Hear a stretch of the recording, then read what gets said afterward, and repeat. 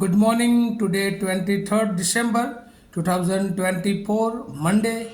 Wisdom of Word of God morning ડિવોશનમાં આપ સર્વનો આવકાર કરવામાં આવે છે. પ્રેમી સલામ પાઠવવામાં આવે છે. આજે સવારે આપણે પ્રભુના વચનોમાંથી નીતિ વચનોનું પુસ્તક અને એનો 12મો અધ્યાય અને એની 5મી કલમ પર ટૂંકું મનન કરવા માગીએ છીએ. પ્રોવ્સ ચેપ્ટર 12 વર્સ 5 અને પ્રભુનું વચન આપણને આ પ્રમાણે કહે છે, નેકીવાનોના વિચાર વ્યાજબી હોય છે, પણ દુષ્ટોની સલાહ કપટરૂપ હોય છે. એ જ પ્રમાણે ESV બાઇબલમાં જો જોઈએ તો પ્રોવર્બ્સ ચેપ્ટર 12 અને વર્સ 5 આ પ્રમાણે આપણને કહે છે, the thought of the righteous are just, the counsel of the wicked are deceitful. અને એટલે બહુ અદ્ભુત વચનો આપણને પ્રભુ દ્વારા શીખવા મળે છે સુલેમાનના નીતિવચનો વ્યવહારિક જીવનમાં. અને હવે આ વર્ષના 2024ના આ અંતિમ દિવસો, વીકના, મહિનાના, વર્ષના, અને આપણે એમાં પસાર થઈ રહ્યા છે, ત્યારે પ્રભુનો આભાર માનીએ છીએ કે આખા વર્ષ દરમિયાન પ્રભુ એની કૃપામાં આપણને સંભાળ્યા, સાચવ્યા. અને મોટાભાગે આપણે ડિસેમ્બર મહિનાના એન્ડ જે દિવસો છે, જે અંતના દિવસો છે, અને એ દિવસોમાં મોટાભાગે આપણે કોઈને કોઈ આયોજનો કરીએ છીએ, પ્લાન કરીએ છીએ. અને એ પ્લાન માટે આજનું વચન એ બહુ અદ્ભુત રીતે આપણને શિક્ષણ આપે છે. ત્યાં લખ્યું છે, નેકીવાનોનો વિચાર એ વ્યાજબી હોય છે. The thought of righteous are just. હવે આ જસ્ટ એ થોટ, એ વિચારમાં શું સમાયેલું છે?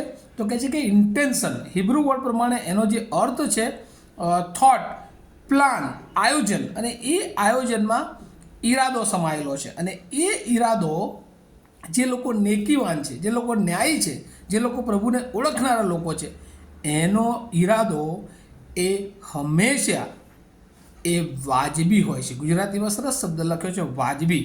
અને અંગ્રેજીમાં તો કહે છે કે righteous people are fair and honest. અને એટલે એનો જે વિચાર છે, એનો જે પ્લાન છે, એના જે આયોજનો છે એ વ્યાજબી છે, સાથે સાથે જસ્ટ છે, અને બીજું એવું કહી શકાય કે એ પ્રમાણિક છે. એ કોઈક એ પ્રમાણે કહે છે કે righteous people are fair and honest. એ લોકો પ્રમાણિક હોય છે, અને એટલા માટે એમનો ન્યાય, એમનું વિચાર, એમના ઈરાદો બીજા પ્રત્યેનો અને પોતાના પ્રત્યેનો એ હંમેશા સત્યનો પક્ષ લેનારો હોય છે. ગમે એટલા જોખમ લેવાના આવે તો પણ હંમેશા તેઓ જસ્ટિસ અપાવનાર, એ ન્યાય અપાવનાર હોય છે.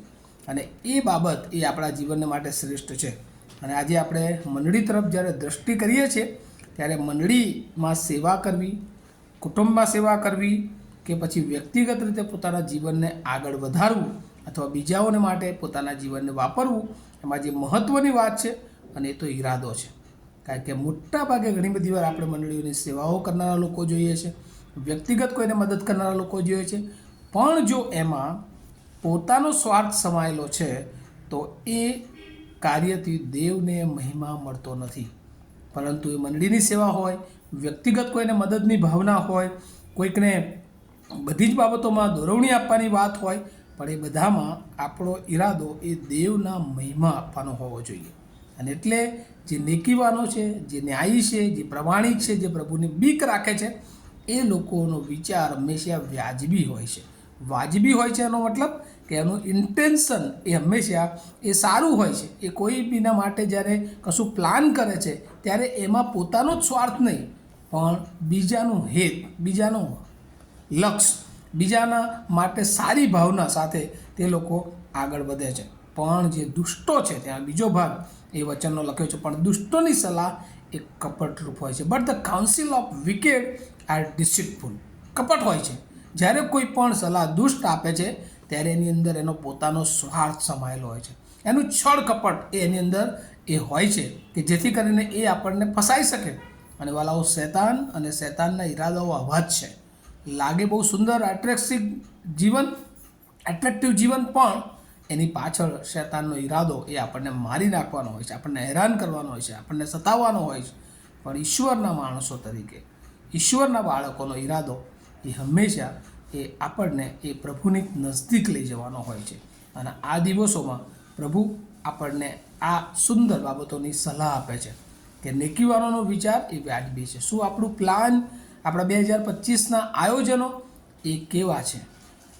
એ ઉદ્દેશ આપણા, એ ઇન્ટેન્શન આપણો આપણા જીવનને માટે, આપણા કુટુંબને માટે, આપણી મંડળીને માટે આપણે કઈ તરફ લઈ જવાને માટે એ પ્લાન કરી રહ્યા છીએ.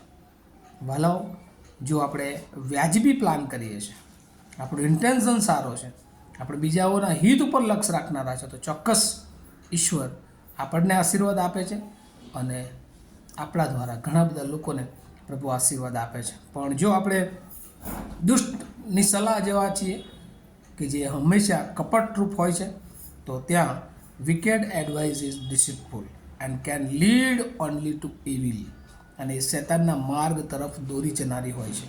અને એટલે બાઇબલ કહે છે ને કે માણસ એના ફળથી ઓળખાશે.